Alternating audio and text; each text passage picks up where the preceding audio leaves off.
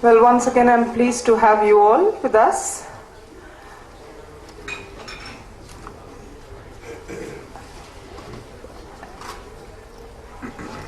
Well, just to recollect, if you see how the strategy lectures were designed on Monday, we had a long session which gave you a broad economic, political overview of the country and how the whole liberalization process came about. What was the reason behind the whole process? What was India before liberalization? What was India the last 2 decades? And what is the future of India? What is this economic potential we talk about? How can companies from world over leverage on this economic potential? What is it there for you? What is it there for Indian companies?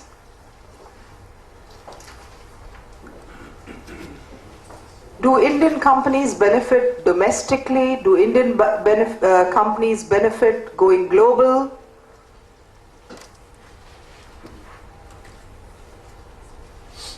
We've talked of deregulation. We've talked of infrastructure. We've talked of power shortages. Some of the bottlenecks in infrastructure you have experienced the last couple of days as you've moved around for company visits. What is this poverty line? What is this inclusive growth? There's in management jargon, we realize you never stop learning. When there was the financial crisis, if you remember, we talked of decoupling. Oh, is India decoupled? Are emerging markets decoupled? Would they be affected by all this crisis that exists in Europe and the US? Will our economy keep growing, ticking the way it is? Was there a fear of financial crisis in this country? Well, a lot of questions keep coming in your mind, new terminologies, and now every time we have a delegation which addresses any international forum, you kind of find this put before the leaders. Okay, you are growing, well, that's fine, growing at 8%, 9%, but what happens to the masses who live below the poverty line? Is that growth really? Is it a walked up growth? How is India even dealing with that? Is there a solution the next 5 years, 10 years, a generation? Where do we see the solution? How come there is, in gaps like this, where you have those plush buildings and slums, how do people live in peace and harmony?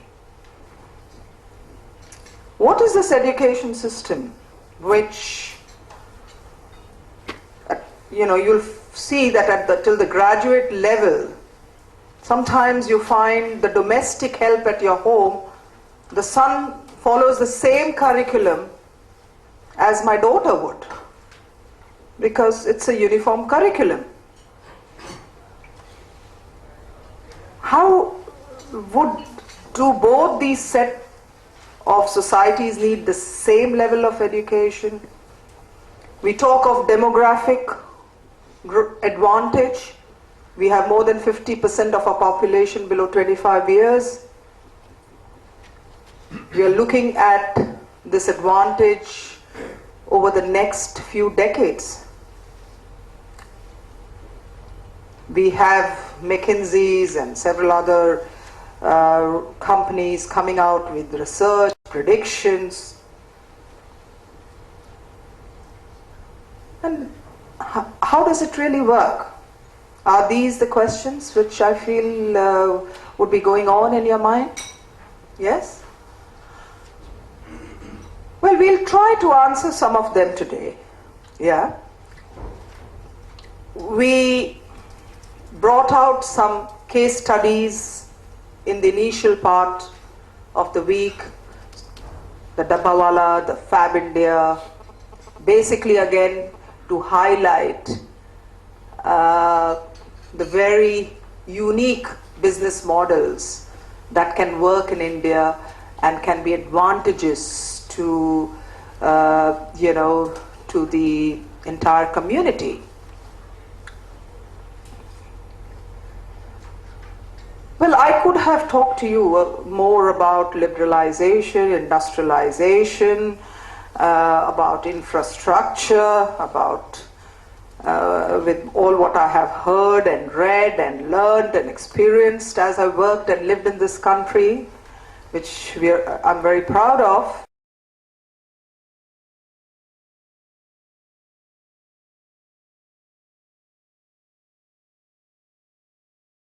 There has been a general perception, and rightly so, that we do not have adequate physical infrastructure of connectivity as well as electricity in the country. Connectivity may be in the field of IT, maybe in the field of transportation, whether it is roads, ports, highways, the railways, airlines, etc. And I would think that this is a right perception.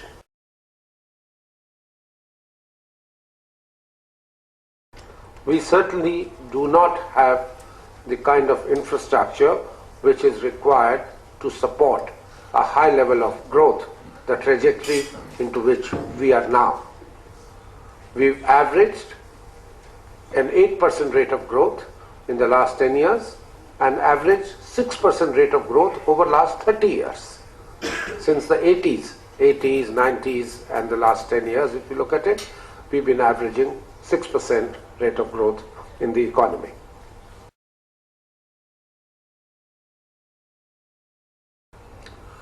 The amount of, say, infrastructure needed is invariably a variable, to my mind, of the demand, and the demand increasingly arising out of how much disposable incomes you have, or how the GDP of the country has been growing. Just to give you an example, we find in India, and it will vary from country to country, that if our economy grows by 8% a year, the amount of electricity which we need is 1.5 times that, a multiple of 1.5. We need 12% more electricity than the GDP we have, for a number of reasons, which all of you understand. One would be, what's the composition of our GDP? Are we into services more? Are we into manufacturing more, or agriculture more? Stage of development which we are. In the last few years, we find in the electrical sector, there's a factor of 1.5.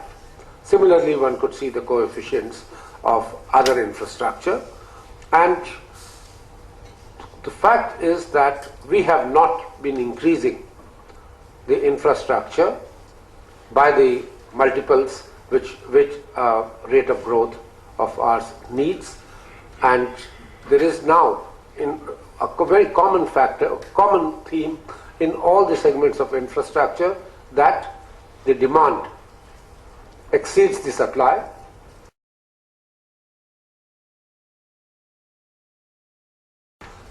In this context, while I'd say certainly lack of infrastructure is hampering growth, that's a bane.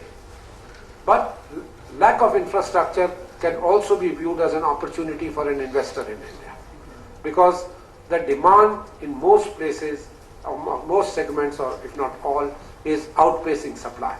So if a person wants to invest in India, this is an opportunity that he will not have a problem in finding a customer for his infrastructure.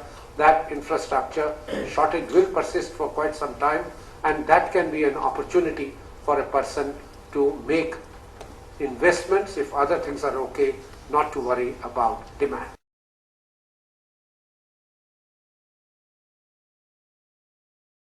Now, governments realize that it's not, they will never have the resources to meet the infrastructure requirement. It's estimated that in the next 5 years, we need to put in $1 trillion, $200 billion a year in the 5 segments of infrastructure which we just talked. And that $200 billion cannot possibly be found by the government, federal or provincials put together. Impossible for them to do it. Hence, they must get money from outside. Increasing realization that government cannot maintain the infrastructure, better management is required, better project implementation is required.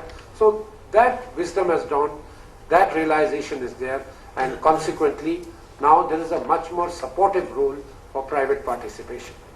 Some places they call it public-private participation, some fields it's totally private, etc. Far better than what we saw, and we have gone into each of these in a little more detail in the past. Our regulations becoming better, laws becoming better, but still taxation laws are fairly complex. People complain and there is unpredictability. A case which everybody is now talking of in India is of an English telephone company called Vodafone. Vodafone, which bought a stake or took ownership of a company in India by certain overseas deals, suddenly finds that the Indian tax authorities had given it a bill of $2.8 billion, saying because the assets were in India, even if the owners, you change the shareholding outside, this company's operations were in India, to the Chinese owner. Hence, the buyer will have to pay a tax of $2.8 billion. Now, that's a final decision of the courts as well, and that we think could adversely affect the perception of people making investments in India, that even if 2 foreign companies not based in India change ownership, just because the assets happen to be in India, they will be liable to Indian taxation, is something which is causing concern amongst the foreign investors.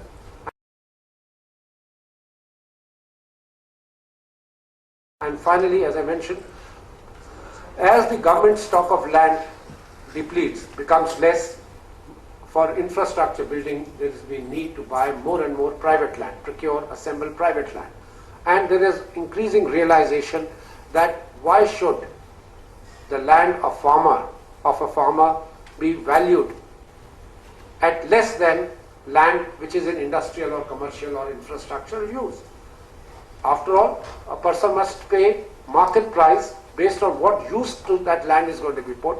So there is a demand for much greater charges for land. And there are connected issues of environmental clearance, rights of aborigines who live on that land, etc. So land is increasingly becoming an issue which could hamper infrastructure which requires huge quantums of land.